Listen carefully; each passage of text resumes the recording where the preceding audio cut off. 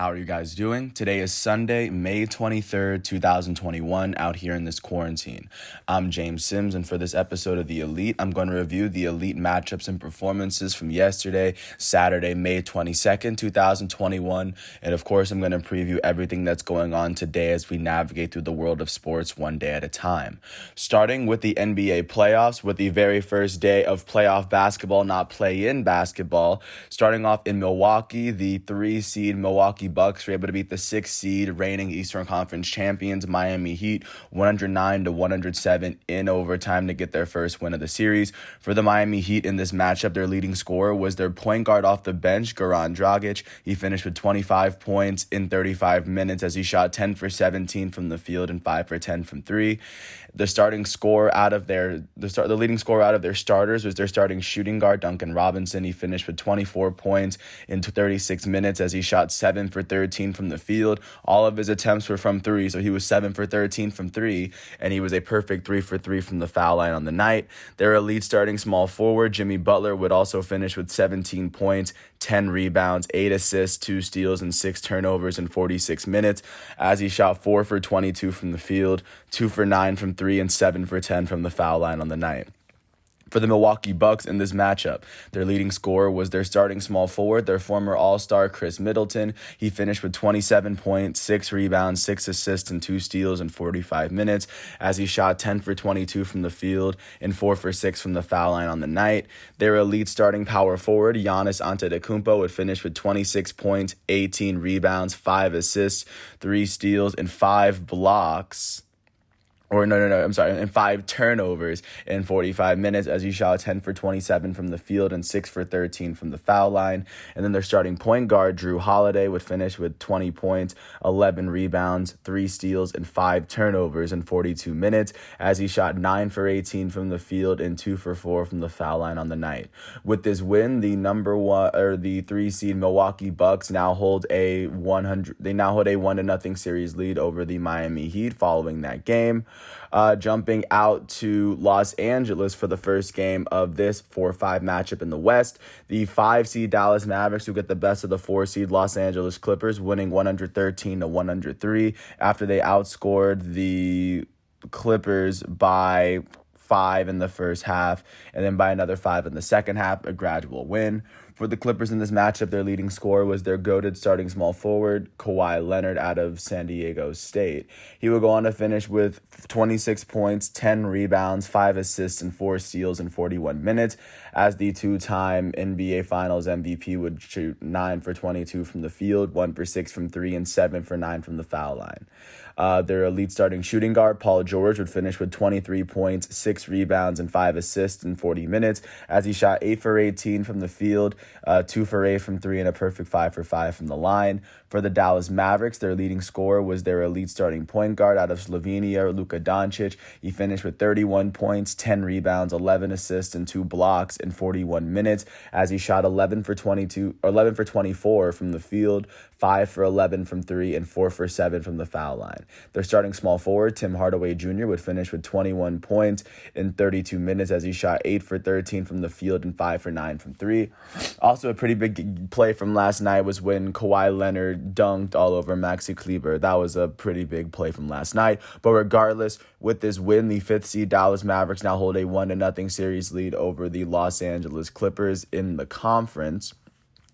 And then that takes us to our third game of the night in Brooklyn, New York. The Brooklyn Nets would beat the Boston Celtics 104-93 after they outscored Boston by 11 in the third quarter and 4 in the and by 6 in the fourth, outscoring them by a combined 17 points in the second half. For the Boston Celtics, their leading scorer was their elite starting small forward out of Duke, Jason Tatum. He finished with 22 points, 3 rebounds, and 5 assists in 41 minutes as he shot 6 for 20 from the field, 1 for 4 from 3, and 9 for 11 from the foul line. And then their elite starting point guard, Kemba Walker, out of UConn, would finish with 15 points, and 2 assists in 27 minutes as he shot 5 for 16 from the field, 3 for 7 from 3, and a perfect 2 for 2 from the line.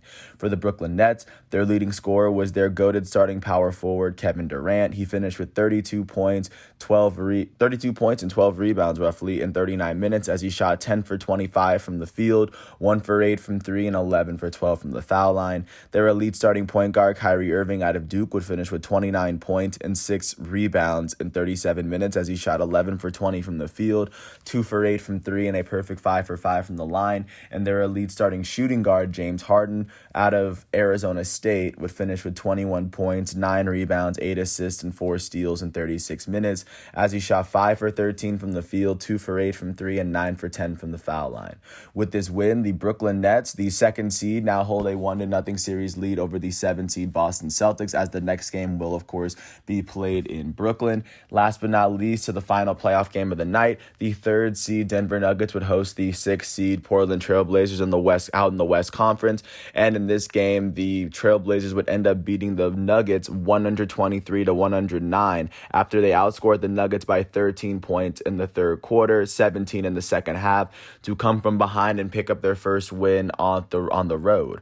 For the 3rd seed Denver Nuggets, their leading scorer was their elite starting center, Nikola Jokic. He finished with 34 points and 16 rebounds in 35 minutes as he shot 14 for 27 from the field, 3 for 7 from 3, and 3 for 4 from the foul line. And their starting small forward, NBA Most Improved Player of the Year candidate Michael Porter Jr. would finish with 25 points, 9 rebounds, and 2 blocks in 37 minutes as he shot 12 for 21 from the field on the night. For the Portland Trailblazers, their leading scorer was their elite starting point guard out of Weber State, Damian Lillard. He finished with 34 points, 2 rebounds, and 13 assists in 40 minutes as he shot 10 for 27 from the field, 5 for 12 from 3, and a perfect 9 for 9 from the foul line. And their starting shooting guard, CJ McCollum, would finish with 21 points and 6 rebounds as the shooting guard out of Mercer played 36 minutes. He shot 8 for 20 from the field and a perfect 2 for 2 from the line on the night.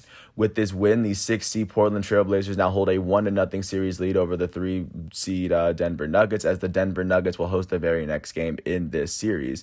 So that's what's been going on with with the first 4 matchups of the playoff picture. Looking out to what's going on today, starting at 1 o'clock out in the Eastern Conference, the 1 seed Philadelphia 76ers will host the 8th seed Washington Wizards on TNT. Big match between Russell Westbrook and Bradley Beal will go to Philadelphia, face off against Joel Embiid and Ben Simmons. That game will be on TNT, like I said, at 1 o'clock. Following that one at 3 o'clock, it'll be the much anticipated Western Conference 2 seed versus 7 seed matchup, as the 2 seed Phoenix Suns host the 7 seed defending NBA champs Los Angeles Lakers on ABC.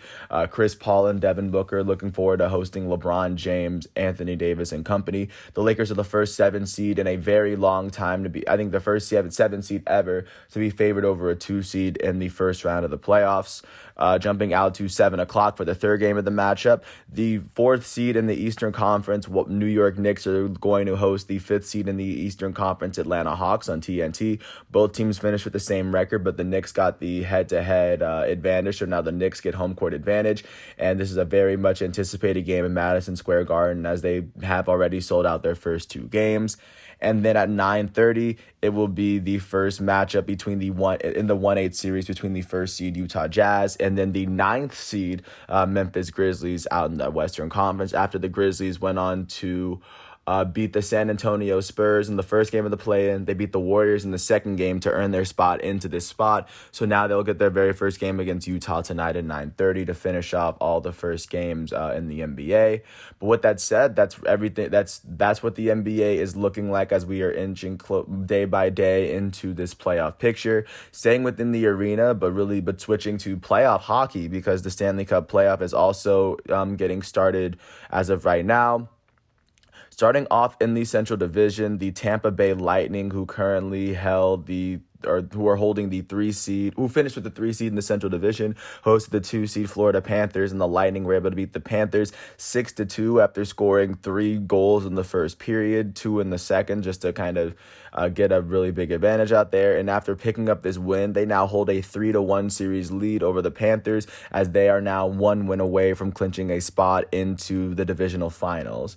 Jumping out to the East Division, the New York Islanders, the holders of the Eastern Division's 4th best record, or the 4th seed, where they hosted the 1st seed Pittsburgh Penguins, and the Islanders were able to beat the Penguins 4-1 after scoring a couple of goals in the second and third period each. They have now tied the series up at 2, as I believe their very next game will be in Pittsburgh.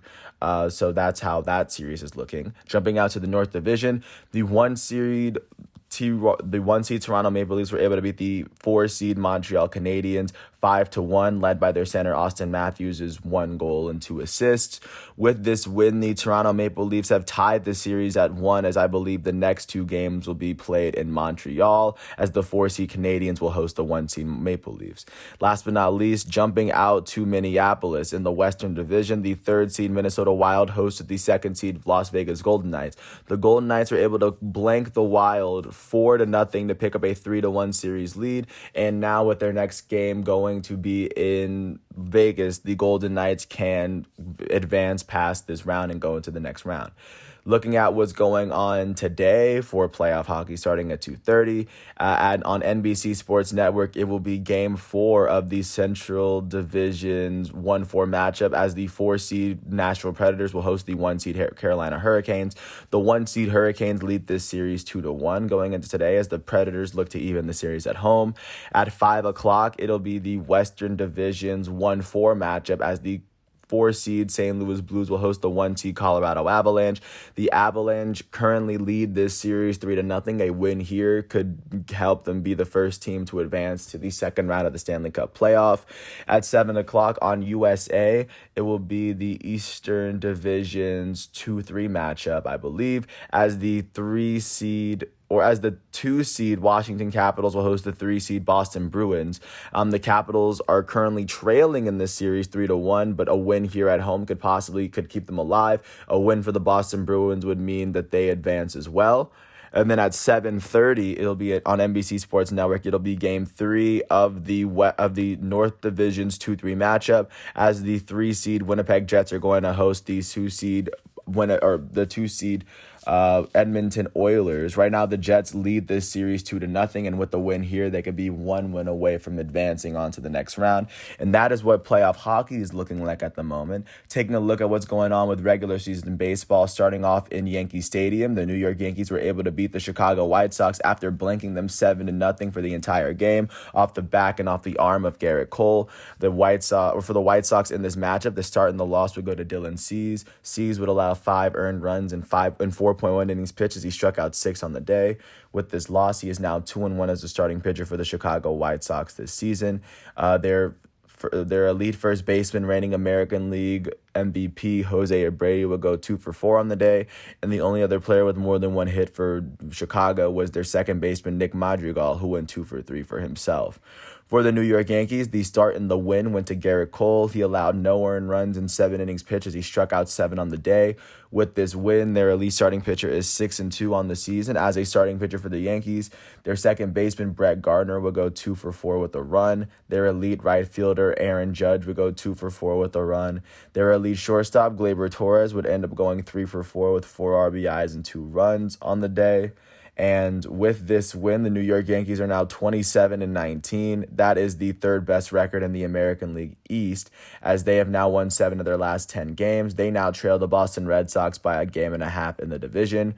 With this loss, these Chicago White Sox are now 26-18. That is still the best record in the American League Central, as they have now lost 5 of their last 10. They currently sit 1.5 games ahead of the second place Cleveland Indians in the division. Jumping out to Denver, the Colorado Rockies hosted the Arizona Diamondbacks, and the Rockies were able to beat the Diamondbacks 7-6 after scoring 4 of their runs in the 6th inning and having the Diamondbacks try to come back, and it just wasn't enough for them. For the Diamondbacks, the loss went to Madison Bumgarner, who allowed 5 earned runs in 6 innings pitched as he struck out 2 on the day. He allowed all 5 of the earned runs and all 7 of the total runs for the Rockies on the day. With this loss, he is now 4-4 as a starting pitcher for the Diamondbacks. Their right fielder, Josh Rojas, would end up going 3 for 5 on the day with a run. Their third baseman, Eduardo Escobar, would go 2 for 5 with 3 RBIs and 2 runs as he hit his 12th home run of the season on the day. Their left fielder, David Peralta, would be the last player with more than 1 hit as he went 2 for 4 with a run on the day for himself. With this win, for the Colorado Rockies in this matchup, the start went to Antonio Senzatella. He would allow 2 earned runs in 5 innings pitched as he struck out 3 on the day.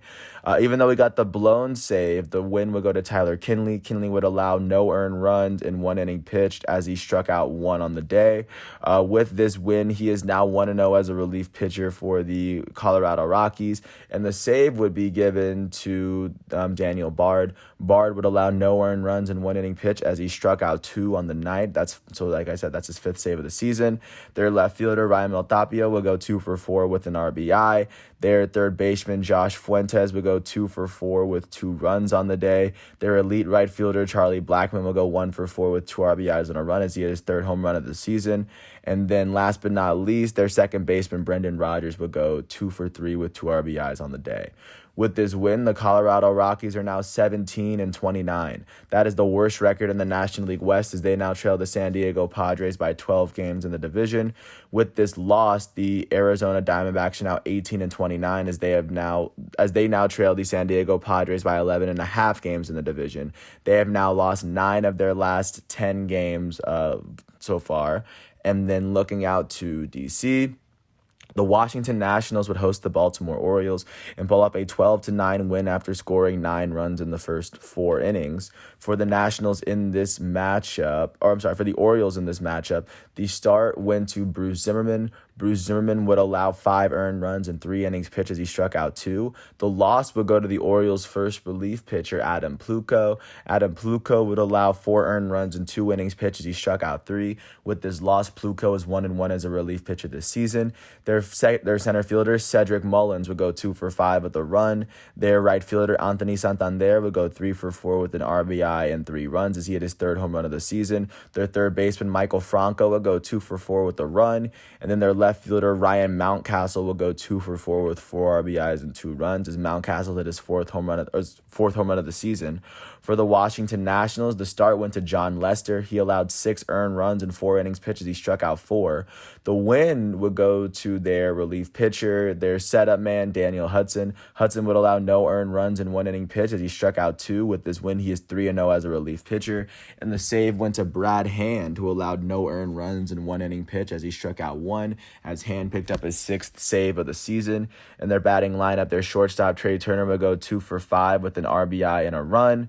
Their elite right fielder, Juan Soto, would go 2 for 4 with 3 runs on the day. Their first baseman, Ryan Zimmerman, would end up going 3 for 5 with 3 RBIs and 3 runs. Zimmerman hit his 5th home run of the season yesterday.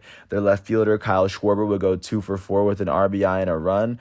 Their center fielder, Josh Harrison, would end up going 1 for 2 with 4 RBIs and a run, as Josh Harrison hit his 4th home run of the season, what I believe was a grand slam to put Washington, or at least to shorten their deficit from 5 to a 1-point deficit. So that was a big hit for them.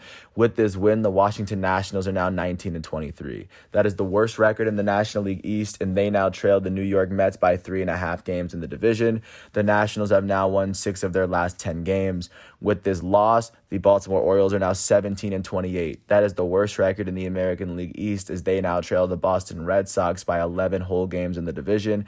They have now lost 9 of their last 10 games.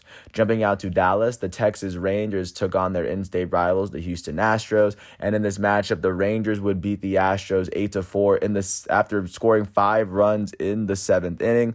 Adolis Garcia would tie the game, and then Jose Trevino would bring 2 home on a 2-run double, and then off of a throwing error, Texas would bring home 2 more to of course, have them doubling the Astros' run total at the end.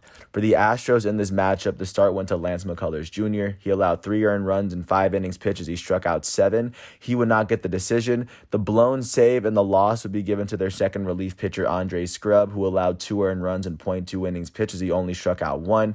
This is the second blown save of the season, and with this loss, he is 1-1 as a relief pitcher this season. Their elite third baseman, Alex Bregman, will go 2 for 4 on the day, and the only other player with more than 1 hit on the team was their center fielder, Chas McCormick, who went 2 for 4 with an RBI and a run on the day. McCormick hit his 3rd home run of the season for Houston. For the Texas Rangers, the start went to Jordan Lyles. Jordan Lyles would allow 4 earned runs in 6 innings pitched as he struck out 2 on the day. And then the win would go to their second relief pitcher, Colby Allard. Allard would allow no earned runs in 1.1 inning pitch as he struck out 1. With this win, Allard is 1-0 as a relief pitcher for Texas. Their center fielder, Adolis Garcia, will go 2 for 5 with 2 RBIs and 2 runs as he hit his 13th and 14th home run of the season yesterday. He had 2 of them. And then their shortstop, Isaiah Kiner Falefa, will go 3 for 4 with 2 RBIs and a run. With this win, the Texas Rangers are now 21-27. That is currently the 4th best record in the American League West as they now trail the Oakland Athletics by 7.5 games in the division.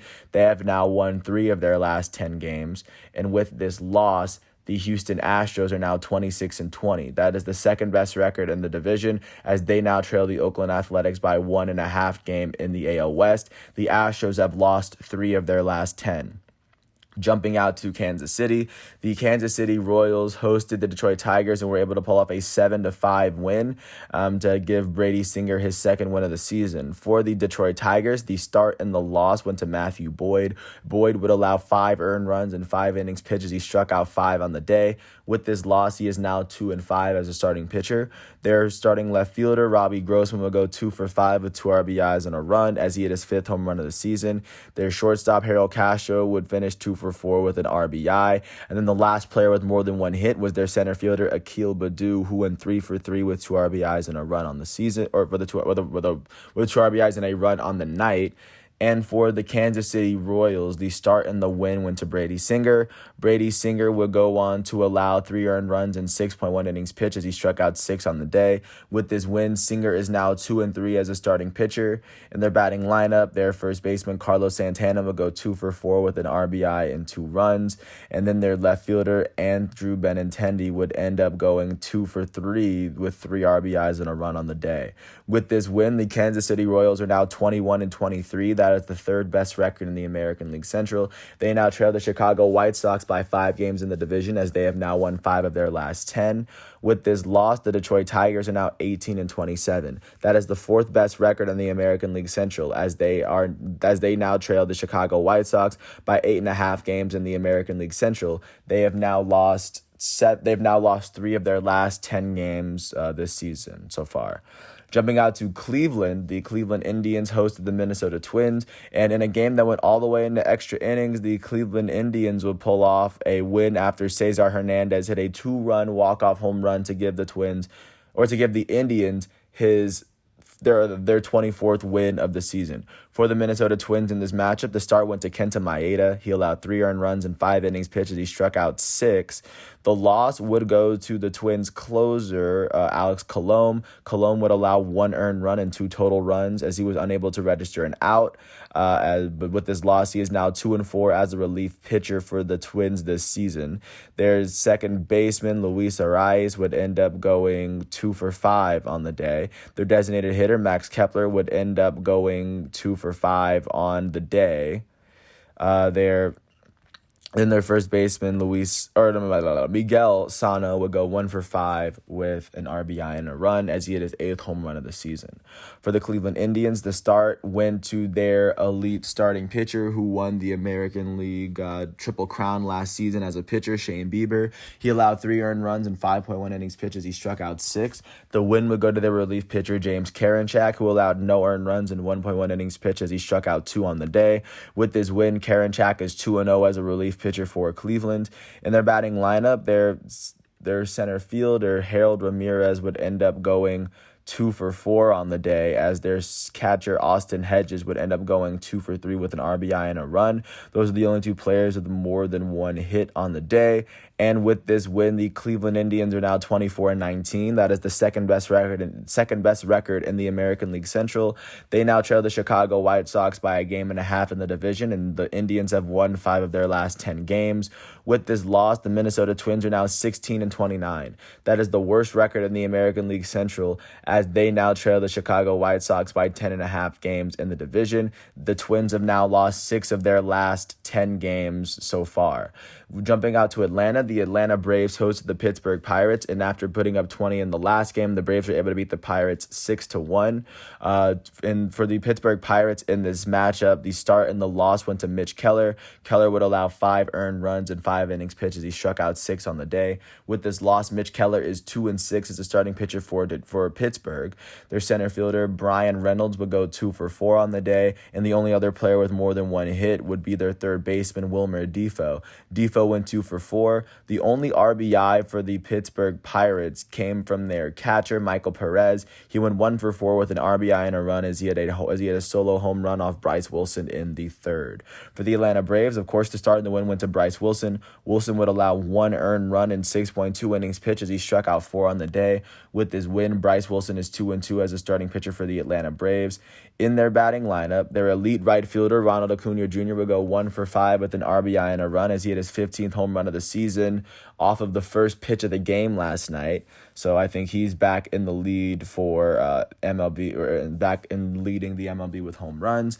Their elite first baseman, reigning National League MVP, Freddie Freeman, will go 2 for 2 with an RBI and 2 runs, as Freddie Freeman would have a pretty good day for himself. Their elite second baseman, Ozzie Albies, would go 2 for 4 with 3 RBIs and 2 runs, as he would hit his 8th and 9th home run of the season, as he hit home runs from both sides of the plate. As a switch hitter, he hit one right-handed and he hit one left-handed yesterday.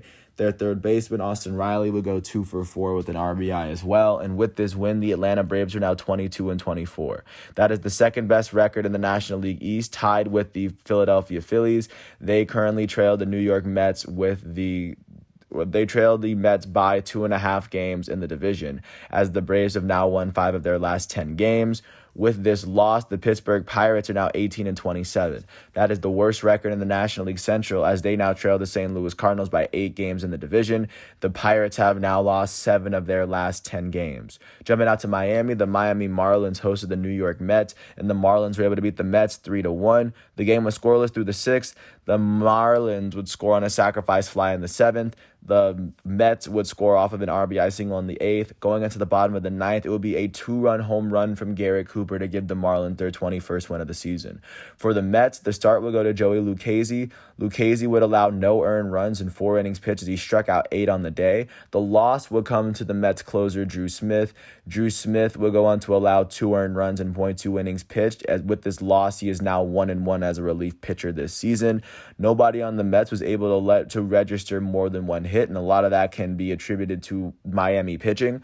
The start for Miami went to Pablo Lopez. He allowed no earned runs in 7 innings pitched as he struck out 8 on the day. And then the win, however, would go to their relief pitcher, Yimi Garcia. Garcia would allow no earned runs in 1 inning pitch as he struck out 1. With this win, Yimi Garcia is 3-2 as the relief pitcher for the Marlins this year. Their third baseman, Brian Anderson, will go 3 for 4 with 2 runs. And then their right fielder, Garrett Cooper, will go 3 for 4 with 2 RBIs and a run. With this win, the Miami Marlins are now 21-24. That is the 4th best record in the National League East, as they trail the New York Mets by 3 games in the division.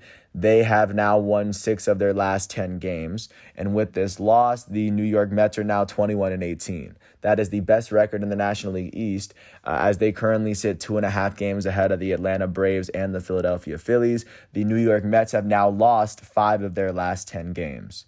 Jumping out to Cincinnati, the Cincinnati Reds hosted the Milwaukee Brewers, and the Milwaukee Brewers were able to beat the Reds 4-3, as they were able to give Suter his 3rd win of the season in relief. For the Cincinnati Reds in this matchup, the start went to Sonny Gray. Gray would allow 3 earned runs in 6 innings pitched as he struck out 8 on the day. The loss would be given to their relief pitcher, or their first relief pitcher, Heath Hembree. Hembree would allow 1 earned run and 1 inning pitch as he struck out 2. For the Milwaukee Brewers, going to the lineup for Cincinnati, their right fielder, Nick Castellanos, would go 2 for 4 with a run. Their catcher, Tyler Stevenson, would go 2 for 4 with an RBI. And for the Milwaukee Brewers in this matchup, the start went to Brett Anderson. Brett Anderson would allow 2 earned runs and 5 innings pitched as he struck out 3 on the day. Even though he blew his second save of the season, the win went to Brent Suter. Suter would allow 1 earned run and 2 innings pitched as he struck out 2 on the day. Devin Williams, their elite relief pitcher, would strike out all 3 of the batters that he faced in the inning that he pitched as he was unable to allow a run. And the save would go to their elite closer, Josh Hader, who would allow no earned runs and 1 inning pitch as he struck out 2 on the night. That would be Josh Hader's 10th save of the season. And in the batting lineup for Milwaukee, no one from Milwaukee was able to register more than 1 run, as their left fielder, Jackie Bradley, went 1 for 4 with 2 RBIs, of 2 of the 4 RBIs for Milwaukee yesterday. With this win, the Brewers are now 22-23. That is the 3rd best record in the National League Central. They now trail the St. Louis Cardinals by 4 games in the division. The Brewers have now won 3 of their last 10 games. With this loss, the Cincinnati Reds are now 20-24. That is the 4th best record in the National League Central, as they trail the St. Louis Cardinals by 5.5 games in the division. They now have lost 7 of their last 10 games. Jumping out to San Francisco, the San Francisco Giants hosted the reigning World Series champs, Los Angeles Dodgers, and the Los Angeles Dodgers would beat the Giants 6-3, giving Walker Buehler his 3rd win of the season. For the San Francisco Giants, the start and the loss went to Scott Kazmir. Kazmir would allow 1 earned run and 4 innings pitched as he struck out 2 on the day. With this loss, Kazmir is 0-1 as a starting pitcher for San Francisco. Nobody on the Giants was able to log more than 1 hit, but their former MVP catcher, Buster Posey, would go 1 for 4 with 2 RBIs and a run as Buster Posey hit his 9th home run of the season. For the defending champs, the start and the win would go to their elite starting pitcher, Walker Buehler, who allowed 1 earned run and 7 innings pitched as he struck out 5 on the day. With this win, Walker Buehler is 3-0 as a starting pitcher for the Dodgers this season. And after allowing no earned runs in 1 inning pitch, striking out 1, their closer, Kenley Jansen, would pick up his 11th save of the season. In their batting lineup, their second baseman, Max Muncy, would go 3 for 4 with an RBI and 2 runs as Muncy hit his 9th home run of the season. And the only other player to get more than 1 hit for the Los Angeles Dodgers was their right fielder, DJ Peters, who would go 2 for 4 with an RBI on the day. With this win, the Los Angeles Dodgers are 28-18. Looking out to how the National League West is looking, they're tied with the Los Angeles Dodgers at the moment are tied with the San Francisco Giants for the 2nd best record in the National League West, as they both sit 1 game behind the San Diego Padres. With this win, the Los Angeles Dodgers have won 9 of their last 10 games, and with this loss, the San Francisco Giants have lost 4 of their last 10 games. Jumping out to St. Louis, the St. Louis Cardinals hosted the Chicago Cubs, and the Cardinals were able to beat the Cubs 2-1 to pick up their 26th win of the season. The Chicago Cubs, they scored their only run in the first inning, and then they just weren't able to score for the rest of that. The loss would go to Adbert Alzolay, who would allow 2 earned runs in 7 innings pitched as he struck out 6 on the day. With this loss, he is now 2-4 as a starting pitcher for Chicago, and then no one on their team would finish with more than 1 hit on the day, and a lot of that can be attributed to great St. Louis Cardinals pitching. The start went to Miles Mikolas, the former National League All-Star, who allowed 1 earned run in 4 innings pitched as he struck out 3 on the day. And the win would go to the St. Louis Cardinals' their second relief pitcher, Genesis Cabrera. He would allow no earned runs in 1.1 innings pitched as he struck out 3 on the day. With this win, he is 1-1 as a relief pitcher this season, and the save will go to Alex Reyes, the St. Louis Cardinals closer. He will go on to allow no earned runs in 1 inning pitch as he struck out a batter. With this save, he now is 14 on the year. And in their batting lineup, the only player on the game that had more than 1 hit was the St. Louis Cardinals shortstop Edmundo Sosa, who went 2 for 3 with a run on the day. And then Molina would hit a home run for himself, his 7th of the season. With this win, the St. Louis Cardinals are now 26-19. That is the best record in the National League Central. They now sit 3 games ahead of the second-place Chicago Cubs, as the St. Louis Cardinals have won 5 of their last 10 games. And with this loss, the Chicago Cubs have now lost 4 of their last 10 games. Jumping out to Philadelphia, the Philadelphia Phillies hosted the Boston Red Sox, and the Red Sox would end up beating the Phillies 4-3 in what ended up being a closer game than a lot of people really realized. For the Philadelphia Phillies in this matchup, the start and the loss went to Spencer Howard. Spencer Howard would allow 2 earned runs in 3 innings pitched as he struck out 5 on the day. With this loss, Howard is 0-1 as a starting pitcher for Philadelphia. In their batting lineup, their third baseman Brad Miller would go 2 for 4 with a run. And then for the Boston Red Sox, the start and the win would go to Nate Eovaldi, who allowed 2 earned runs and 5.1 innings pitched as he struck out 4 on the day. With this win, Eovaldi is 5-2 as a starting pitcher for Boston. And then alongside his win, the save will go to Matt Barnes. Matt Barnes would allow no earned runs and 1 inning pitch as he struck out 2. That is his 11th save of the season. In their batting lineup, no one on the team had more than 1 hit. But of course, their shortstop, Xander Bogaerts, would go 1 for 3 with 2 RBIs and a run as he hit his 10th home run of the season. With this win, the Boston Red Sox are now 29-18. That is the best record in the American League East. That is the best record, or that's the second best record in the entire MLB. They only trailed the San Diego Padres, but regardless, they now sit 1 game over the Tampa Bay Rays, and the Boston Red Sox have now won 7 of their last 10 games this season so far. With this loss, the Philadelphia Phillies are 22-24. They are tied with the Atlanta Braves for the second best record in the National League East, as they trail the New York Mets by 2.5 games in the division. The Philadelphia Phillies have lost 7 of their last 10 games at this moment. Jumping out to Florida, the Toronto Blue Jays hosted the Tampa Bay Rays, as the Rays were closer to home than the Blue Jays were. In this matchup, the Rays would beat the Blue Jays 3-1 to give Kittredge his 5th win of the season. For the Rays in this matchup, the start and the loss went to Robbie Ray. Robbie Ray would allow 1 earned run in 7 innings pitched as he struck out 7. The loss would go to the Rays' first relief pitcher, who in this game was Anthony Castro. Castro would allow 1 earned run in 2.2 innings pitched as he struck out 1. With this loss, he is 0-1 as a relief pitcher this season. The only player with more than 1 hit was their first baseman, Lourdes Gurriel Jr., who went 2 for 4 on the day. The only RBI went to Teoscar Hernandez, and for the Tampa Bay Rays, the start went to Shane McClanahan. McClanahan would allow 1 earned run in 5 innings pitched as he struck out 4. The win would go to the Rays' second relief pitcher, Andrew Kittredge. Kittredge would allow no earned runs in 1 inning pitch as he struck out 2. With this win, he is 5-0 as a relief pitcher, and the save would be given to their closer, Diego Castillo. Diego Castillo will go on to allow no earned runs in 1 inning pitch as he struck out 1. That's his 8th save of the season. And then in their batting lineup, their right fielder, Manuel Margot, will go 2 for 4 with an RBI. Their catcher, Mike Zunino, will go 2 for 4 with an RBI and a run as he had his 11th home run of the season.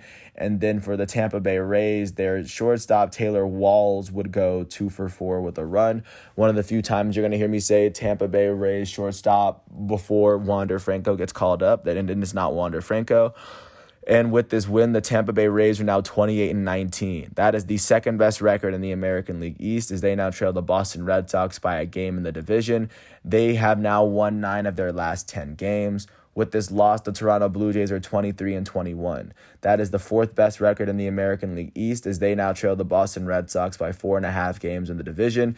The Blue Jays have now lost 5 of their last 10 games up to this moment.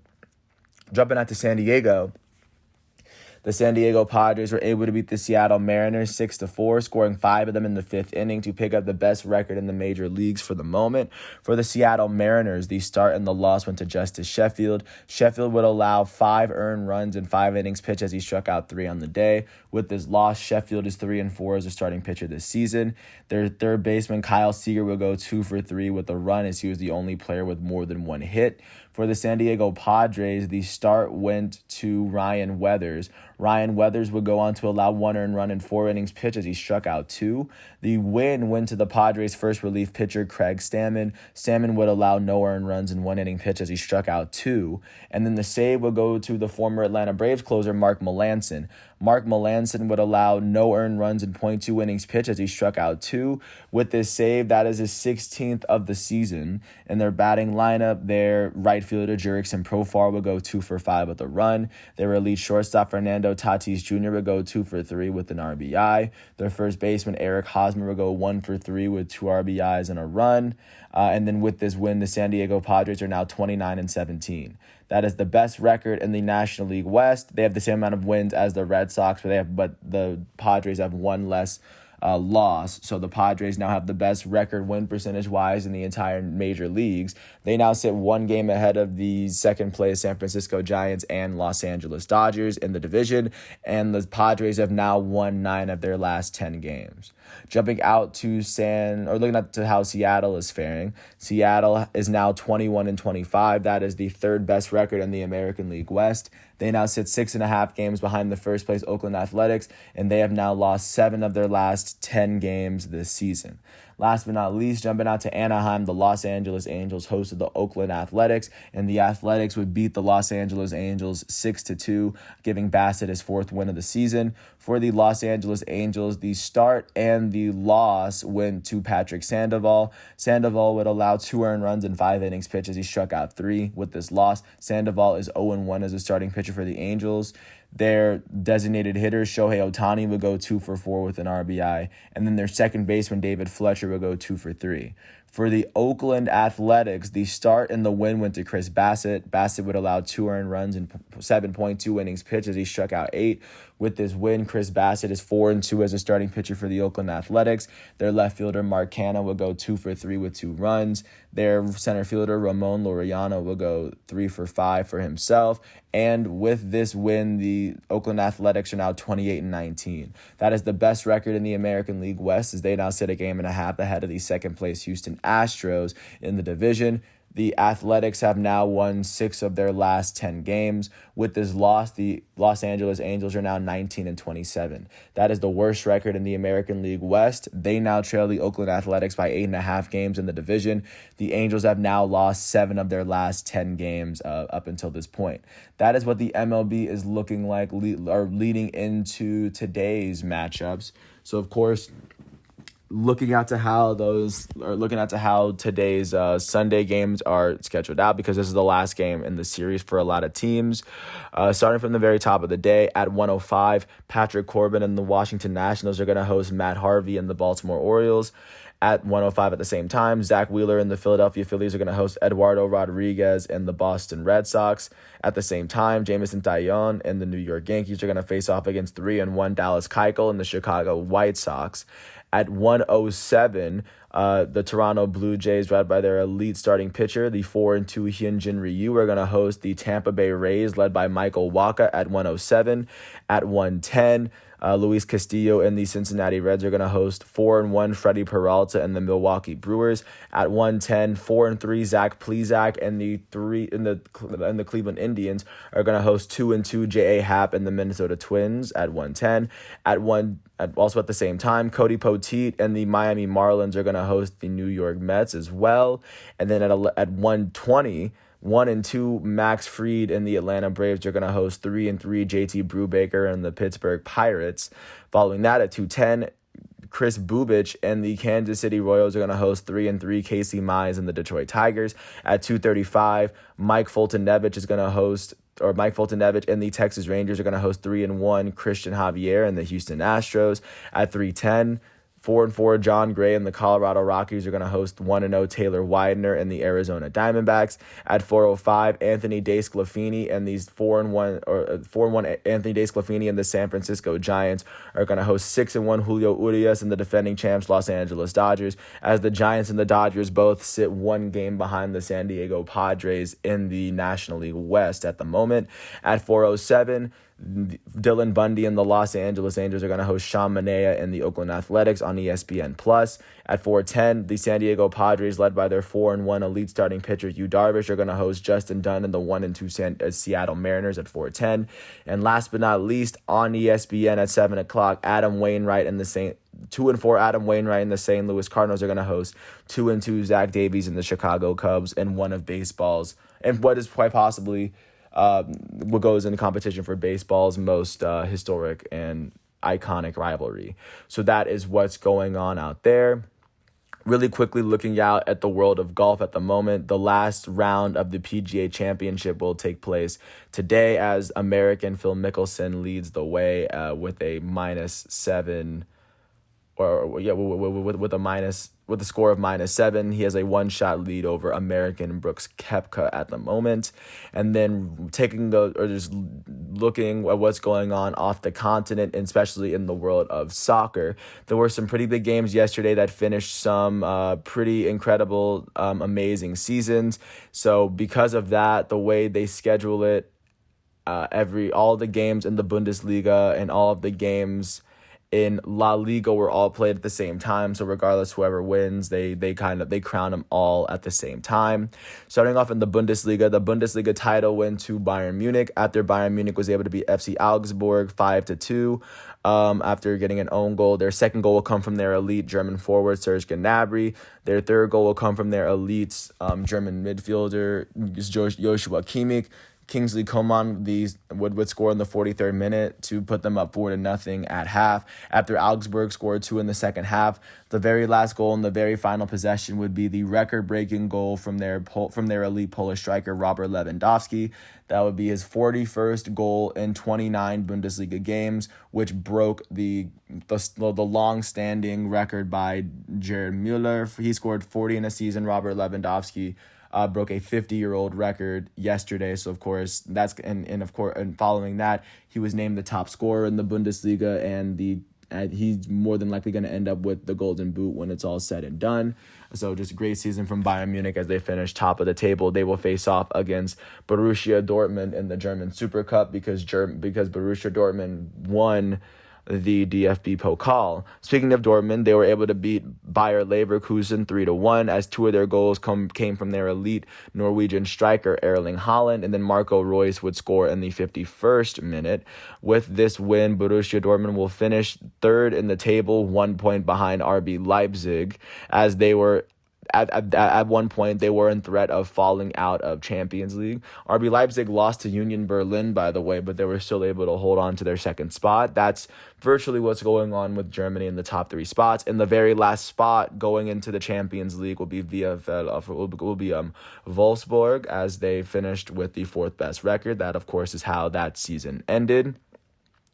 And then jumping out to La Liga, looking at how the top 3 teams in La Liga finished. Starting off with the 4th place in La Liga and securing that last spot for Champions League is Sevilla. Sevilla finished with the 4th best record in all of Spain.